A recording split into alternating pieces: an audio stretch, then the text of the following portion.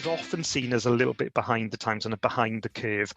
The one thing I think that has been good for us, and there's not a lot of good that has come out of COVID, but I do think it has shown the church that there is an audience online that are hungry for spiritual nourishment. There's an audience online who are looking for purpose and who are looking for a message of hope.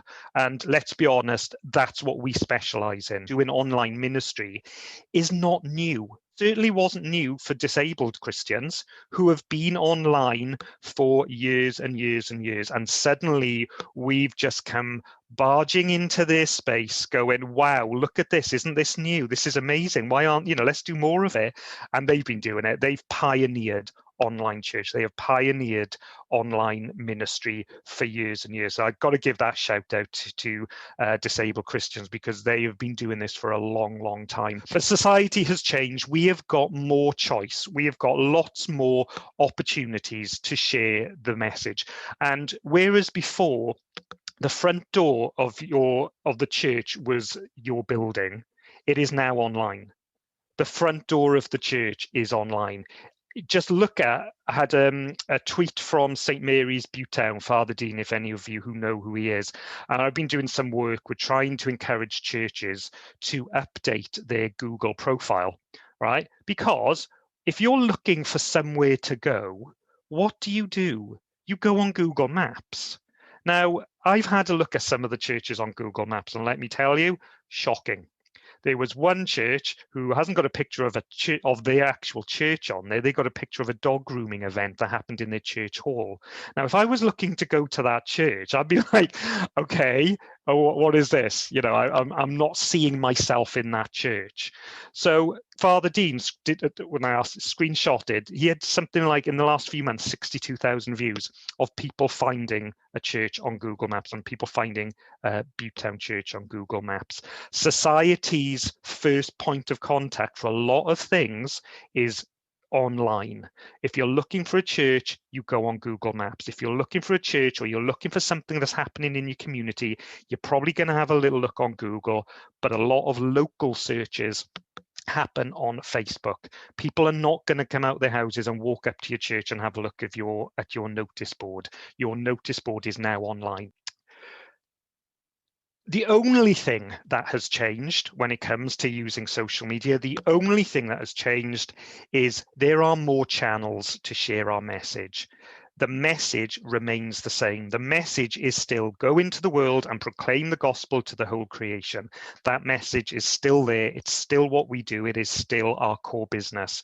All we've got are more opportunities to do it, more opportunities to have our voice heard.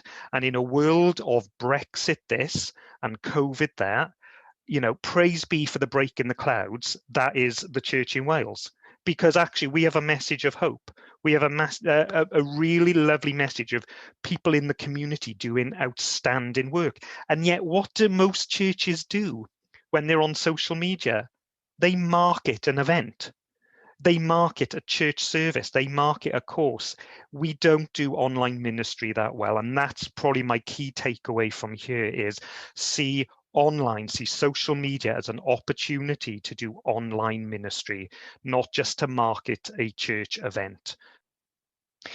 So there are new ways to minister, a lot more opportunities, a lot more channels. And I just want to talk a little bit about some of the channels and some of the questions that I get asked a lot. And the one question I get asked right now more than anything is, Matt, I need to be on TikTok. No, you don't. You really don't. You really, really do not need to be on TikTok. Unless you're Ruth Greenway Robbins, who can actually do that really, really well, you don't need to be on TikTok. Mainly because if you cannot do Facebook well, you cannot invest the energy and the effort on TikTok. So let's talk channels. If you're a church plant, for example, I mean, the one I know obviously is Citizens Church.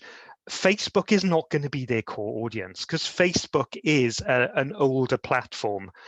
So yeah, I'm still on Facebook, loving every day on Facebook. No one else apart from my age range and a little bit older. That's okay.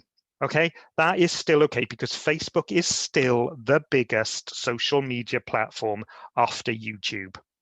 Now, your core audience, let's just take an ordinary church, let's not sort of like think a pioneer church plant church for now, but the majority of your audience are probably going to be on Facebook. But also think about this, and this is a tactic that NHS Wales or NHS in general use. They know to reach a much, much older demographic and to reach a much younger demographic, you need to target the parents. You need to target the carers, the brothers, the sisters with a message. So if you're doing youth ministry, you can be on these younger channels, but you still need to engage the parents because it's the parents that are going to take them. And chances are they're going to be on Facebook. So don't discount Facebook. It is still a primary platform. And my message that I always give out is if you do one platform really, really well, do Facebook really well. That's where your core audience are. If you are then a church plant attracting a much younger audience, then of course Instagram is the way to go. But don't post the same content on all these channels, because they are all very, very different beasts. TikTok, I'm not going to go into TikTok because it will be, it's just not relevant for right now. But Instagram, it's very image driven. It's not about links. It's about hashtags, image driven content and videos, and that's a lot of effort. Facebook is more about graphic, it's more about photos, it's more of a community engaging feel. And Twitter, I mean, it's not essential for churches to be on Twitter, but for a diocese I think it is really essential, and also for yourselves and your kind of personal brand as a priest, it probably is important to be on Twitter because it really is an internal communications channel. Anglican Twitter, for all its disappointments, is actually a really cool community to be on, and you do learn a lot from there. And for a church, it means you can tag agencies in who you work with, and that's really, really important for your reach. I use Twitter for reaching basically our clergy and some of our agencies that we want to work with, and to get noticed in the job market as well, because people search Twitter for jobs as well. So that's a little run through of channels. Now, the one I haven't mentioned, and the one that is always ignored, is YouTube. Now, YouTube is the second biggest search platform after Google search. It's YouTube. Now, most people are, admittedly, they're searching for cat videos, all right? Or if you're of a certain demographic, unboxing. I'll be honest, I have been watching a few Fleetwood Mac unboxing videos. I'm not even ashamed of it. However, do not use YouTube just as a repository of your videos, because YouTube is a big search platform for a much younger audience and a demographic that is predominantly male. Now, when I look at the stats in Llandaff, our Facebook audience is primarily women of a much older range, from about 50 upwards. Okay, only about 30% are men. You go on YouTube, and our audience is 60% men, and they're all looking at a lot of our video content. That's a surprise, but that plays out across the usual stats on YouTube. Top tip number 2, if you do use it as a repository for your videos to then host on your website, absolutely the right thing to do. Don't label your Sunday services as Sunday service, 24th of May, 2021. Have you ever on YouTube searched for a date of a service? Anyone? No? No, of course not. Why would you? You are actually going to search for a question. That's what most people do when they do searching. They search how to ... That is the biggest way of people are trying to find information. How to ... So if you're doing a sermon about I don't know, I got a blank. I don't know, equality or something like that. Then you'd phrase it like, how to engage with a different audience, or how to engage with young people on social media for churches. It's about finding a way of using YouTube in a way that meets the behavior of people when they search. So what is your theme of your sermon? Write it out as a question as your header, and then put your description in, because that's how people find content. So that's another tip on how to use YouTube. Facebook, primary. Instagram, if you're going for a younger audience. Twitter for your own personal use, for networking. YouTube, because you're going to hit a younger male demographic, and your videos have got to be really, really good. Unbox something for starters. That will be really cool. I'm sure if you've got, what you call them, your robes, I can't think of the word right now. Maybe you want to unbox that. I am sure there's an audience for that. Reckon there isn't an audience for unrobing. No, not unrobing. That's probably another video platform, isn't it? No, for unboxing your robes. Edit that bit out, yeah. Okay, let's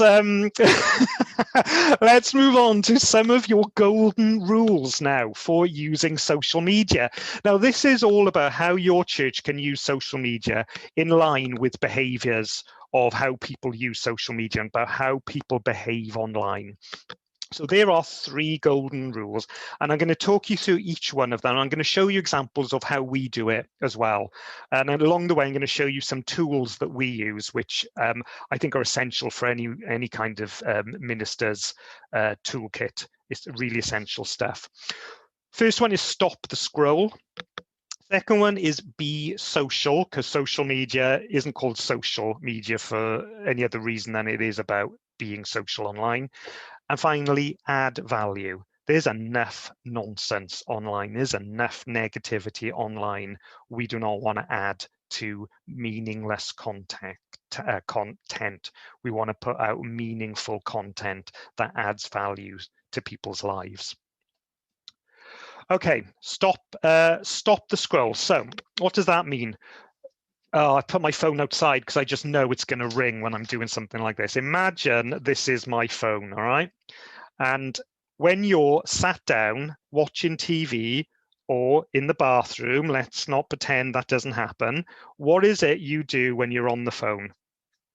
You're scrolling through to find content, and think about it. You are looking for content that catches your eye. You have literally got about 1 second to 2 seconds to catch someone's attention before they move past your content.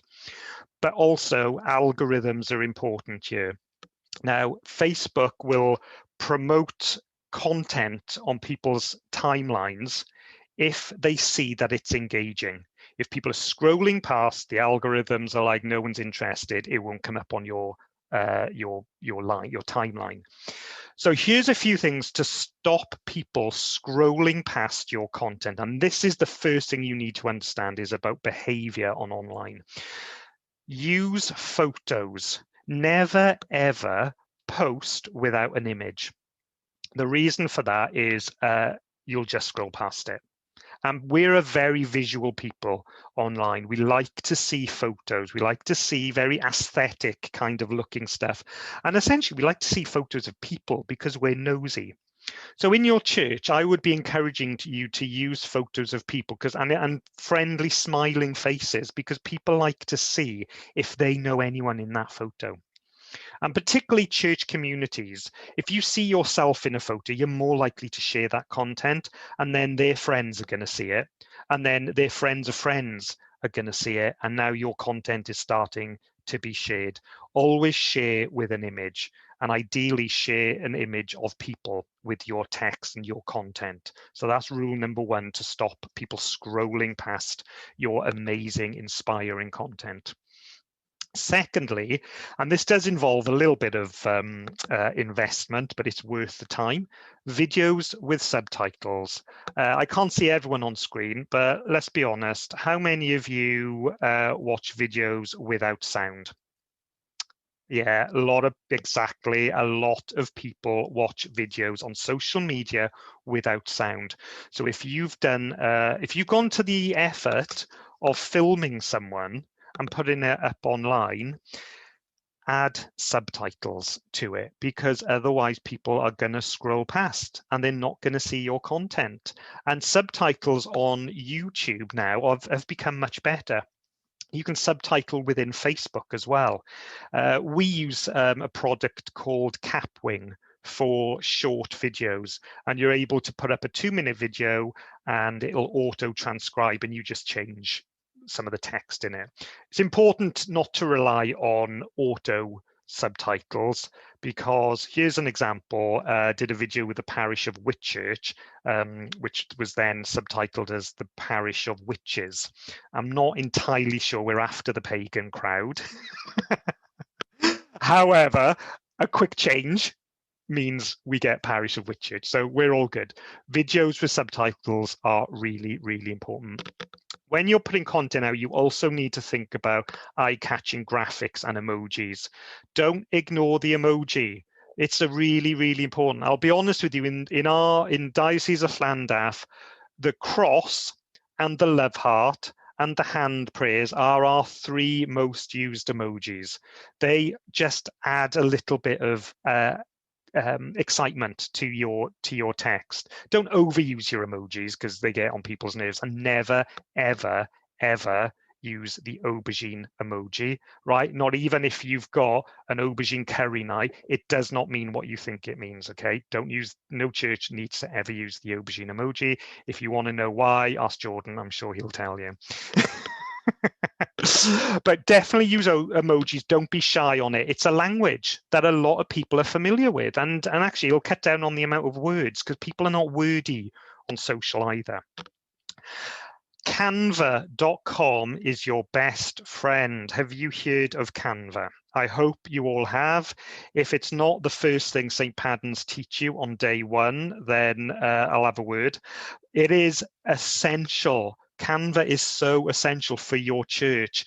It is essentially an app that gives you some really good graphic design templates, and you do not need to be trained in graphic design. I'm not a graphic designer at all, but I know my way around Canva, and Canva will help you create social media content, whether it's videos, graphics, photos, images, that will help your content stand out online. It is really, really essential.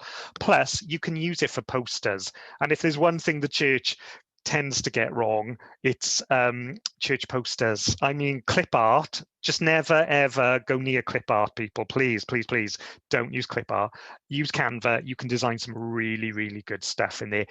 There's a basic free version for you that you can use, but there's a not-for-profit option as well, and your church will probably be covered under not-for-profit, so you can make an application to Canva to get a not-for-profit account, and the world is your oyster. You get free, loads and loads of free images and photos. Just be careful with stock images. It's better to use imagery of your people in your church rather than the glossy Americanized images of stock photos. Stop the scroll. Okay, so you now know how behavior works. You're going to stop people from passing over your amazing content. And this is the kind of stuff that we have done.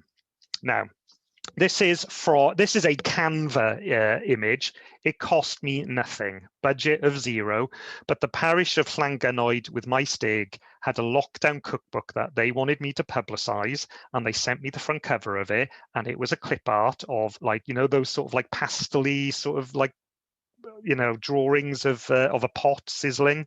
It was one of those. It was just not going to work on social. I nipped onto Canva. The only thing I did on this was put parish of Llangynoed, lockdown cookbook, pots, pans and pings. Done. They sold £2,500, or they raised £2,500. It's eye-catching. It took seconds. It's worth the effort. And actually, I think that adds a bit of value to it. If you're asking people to give money, they want to see that it's worth it. It costs nothing to do that. Nice and easy example. Prayers are incredibly popular on social media. Here's my top tip number 4: be unashamedly Christian on social media. Let's be honest, it stands us apart, and social media is about finding a niche. And right now, being unashamedly Christian is probably a little bit niche, and actually it's really cool to do it. I can't believe I just said it's really cool, but I think it is, because people are looking for something a little bit different online. Prayers are really popular. This is one that is going out on Sunday for Pentecost, and again, this was a couple of minutes in Canva. I just found a quote picture, added the Welsh into it, added a picture of a dove, which you might be able to see, and branded it. That's ready to go out on Sunday. Prayers are our biggest content that gets shared by so many people. A lot of what I do is create content for our parishes to share.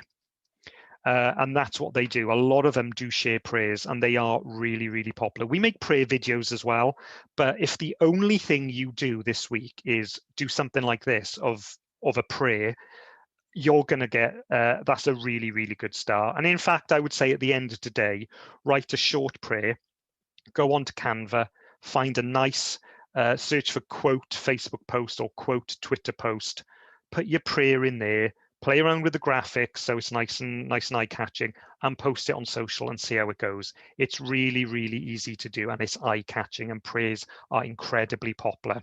I told this to the Church in Wales team a couple of months ago, and I was in a meeting the other week, and they're like, can't believe how well prayers do for us. I was like, who would have thought a church posting prayers online, would do really well? They do. People are looking for content like this.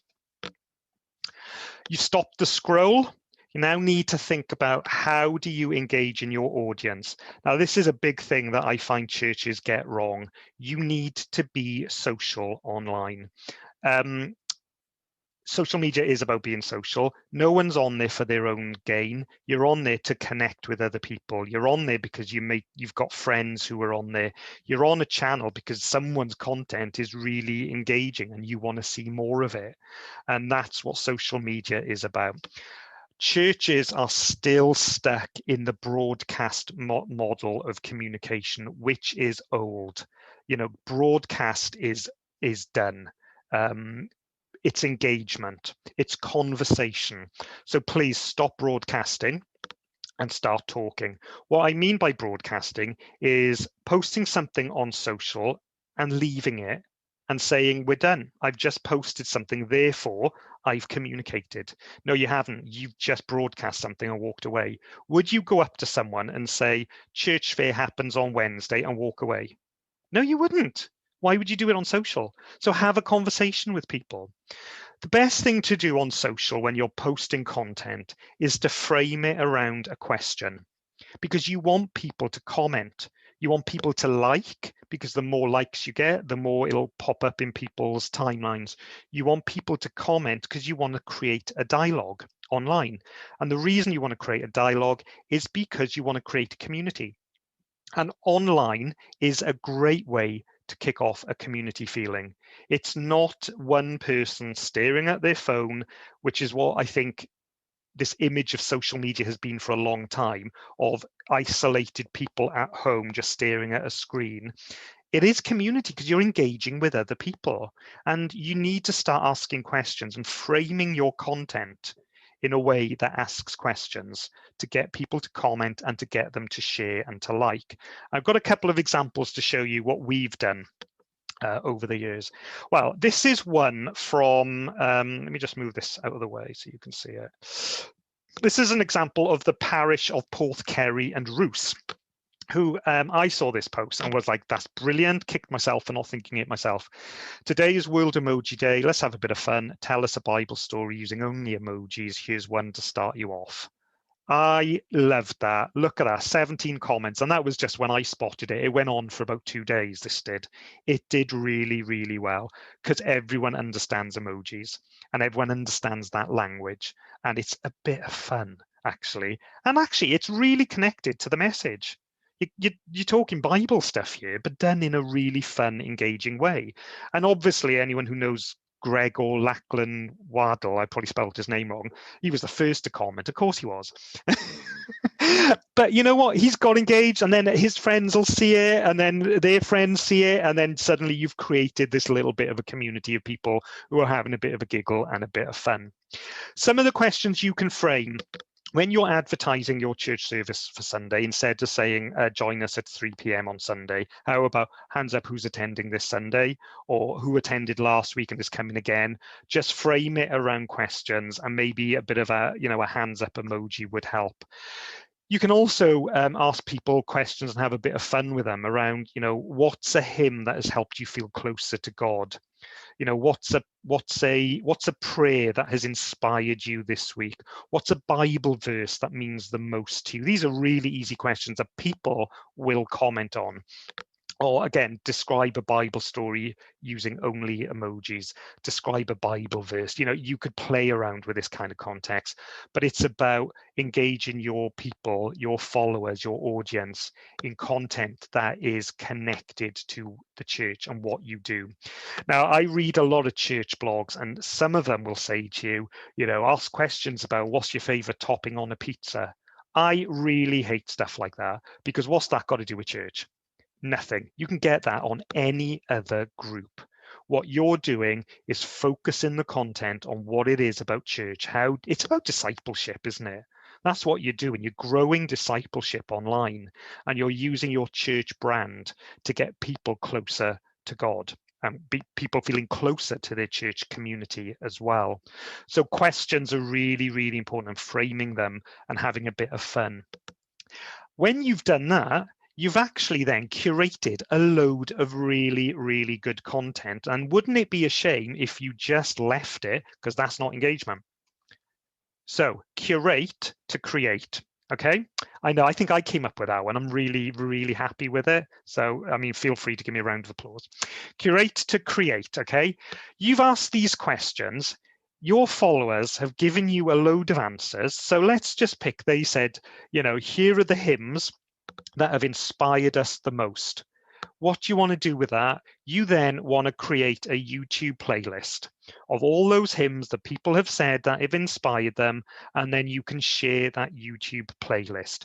Do you know what you could also do is, I don't know, if you've had 10 hymns, that's 10 weeks of hymns or music when you're able to, that you could put each week in your service. And then you could say to someone, so this was at number 4 in our top 10 hymns, which was and Jordan says this is his favorite because ... and now you've engaged them in an on-site in-person service. So again, you're bringing your community in, and they're feeling like they're contributing more to the life of your church. You can use polls to create this top 10 list. You could do round 1, 3 of your favorite hymns, add what's your favorite here, and you can create a little bit engagement. If someone has got like their favorite Bible quotes or their favorite Christian book that they've read, ask them to create a blog post for you. Ask them to write this out, and you're using them to create content. It doesn't all have to come from you, because you've also got really busy lives as well. So use your people and the content that they're putting out there to create the content for you. And sometimes the best content that does really well is not the stuff that we've done. It's that someone else has done, and we've shared it, and we've made it look pretty, but then they share it because they're really proud that they've made it onto the diocesan website. We're not exactly digital spy, give you that, but it's still a moment of being proud that you're on that site. They share it, their parish shares it, their people who are in the parish share it, and that's how content goes out wider than your current audience, because they're seeing more of the content being shared out wider. We have one of the biggest content things that we have on our website is our blog. None of this we've written. It's all been written by other people, and we share it, they share it. It does really, really well for it. Gets the biggest hits, to be honest, on most of anything else on our website. So don't forget the blog, and use your people to write some of this stuff for you. It does really, really well. Online is about conversation. Okay, once you've posted stuff and you're having conversations with people, you don't leave it, don't ignore it. You need to like what people are commenting. You need to react to their comments to get them feeling that they're part of your community, that you're having a conversation online. Respond to comments. It amazes me when I go and have a look through church Facebook posts and pages, how many of comments don't get a reaction. And I'm just like, the easiest thing to do is just press the like button or the love button. And it just makes, that's why they're there. That's why social media have these sort of likes buttons, to show that your stuff's being responded to, that it's an affirmation that people like what you're doing. Respond to comments. Don't leave the content hanging. You need to be part of the community you serve. You wouldn't do it in, as I say, face to face. You wouldn't talk to someone and walk off. So why would you do it on social media? Facebook Live obviously is a really big platform for our churches who live stream, and the same with YouTube as well. Now, what amazes me is how few have a welcomer. Now, if you were going to an on-site service, then there would be someone at the door, and if you were new, they'd welcome you. But online, it's really important to have the same. Someone who will say, any new people joining us today, say hi, or something along those lines. And then you'd have a link to maybe sign up to this email list, because you want them to be still in contact with your community after they've been to your online church service. So you then maybe invite them to like your page or sign up to receive an email, and you're having a conversation during the live stream. One of the best examples of Facebook Live I have seen is Aberdare St Faggan. Now, I'm doing an assignment on digitally mediated Christianity, and I got to look at various sort of approaches. And the one that struck out for me is Aberdare St Faggan, because they just did the usual thing to start with, which was live stream, point at the altar, usual, yeah, sound quality good, camera quality good. Then I noticed during intercessions, they've started asking people to post intercessions in the live chat, and then they'll got a pad. So when they do the intercessions from the intercession book, if that's the technical term, I don't know, but from the book that they use, they then open up the pad and read out and pray together for the people who have posted their intercessions online. That is a beautiful moment of using tech to sort of change that ritual. They could have just, email in, but there's people live in the moment watching it, and Facebook chat is amazing. So people are posting those prayers and they're reading them out, and now you have created more engagement around the content that people are doing. What I think I would have done if I was the priest then, and obviously, I know you folks don't have a lot of time, but I probably would have done some sort of social media graphic around things people we prayed for today. Might be not the name, maybe the situation. We prayed for someone who's in hospital. We prayed for, join us in prayer during your prayer time, something like that. It just means you're adding more content to your social media feed that is about your community, and it's just a lovely, lovely thing to do. Does your church schedule posts? Not everyone does, because not everyone knows about it. You can schedule posts in advance, but I would say be very, very wary of scheduling too many posts. You can do it in Facebook, and you can now do it in Twitter. Mainly because there's a temptation to schedule a post and leave it. And that's not what you want to do. You don't want to broadcast. You want to be there with the community you're serving. So be wary of scheduling posts. Make the time to be part of your community online. And the final thing I want to say before we move on and just take some questions and go through a plan is all this may sound like a lot to do, but actually just create a schedule each week. Even if you just say 3 times a week, I am going to create some really good high engaged quality content. And one of those things will be a prayer. You can retweet that and you can reshare it. So actually that's 2 days taken care of. Create a schedule of what you're going to put up each week. Include things like awareness days and prayers for awareness days, mental health week, all those kind of, or the sort of awareness days, and I can't think of the ones that are out there now, like World Cancer Day, that kind of stuff. Those are the things that engage people. They're looking for really kind content around awareness days. Plan your social media around the church season. Harvest is coming up, and Lent and Easter is coming up, and we know these come up all the time. But what does that 3-month period look like in terms of social media? What are your messages going to be around that? And repeat and repurpose content, because once you've posted it once, it doesn't necessarily mean that people have seen it. So in our Llandaff Twitter feed, I will post in the morning, retweet in the afternoon or towards the end of the day, because then you've got people after work coming on.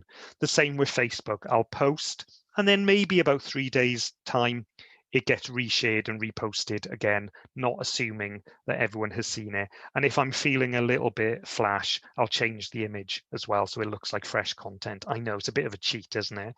But not everyone has seen your content. And just think, ICYMI, in case you missed it. Just retweet it, share it again in case someone has missed it. An example weekly Facebook plan. I'm just going to focus on Facebook. Let's start on Monday. So I would be posting, how can we pray for you this week? I've said prayers do really well. They really do. And people, it's a nice one that people will comment on.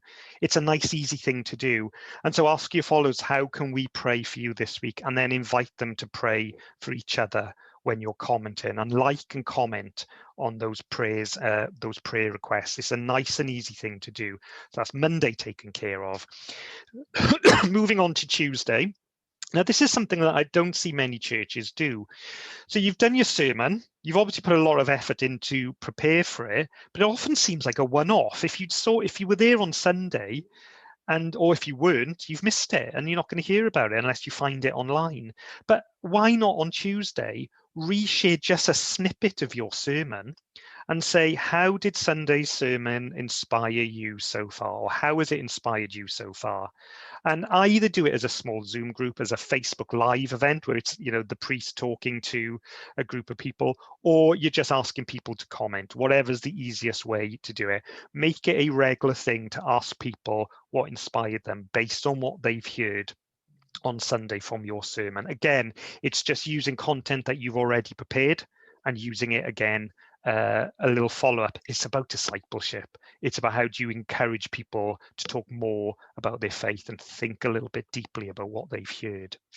Wednesday, you could have a faith in action section, which is maybe sharing a story of outreach of some of the stuff that you've done in the community, or asking someone to share a personal story of faith from the congregation.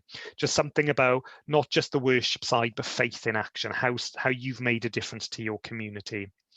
Perhaps on Thursday, because data that I've looked at says most people start looking for a church to attend on a Thursday. You might want to start thinking about invitations to attend. So maybe it's a short video of you, a short selfie video saying, hi, come to my church. This week we're talking about feeding of the 5,000. If you were in school, you probably remember it. But let me just tell you 2 things I'm going to talk about. Hope you can join us on Sunday. Here's the link. That could be Thursday's content. Friday, you could be thinking about what one thing have you done this week to help others in need, or something along those lines, something about, serving God, being a good Samaritan, etc.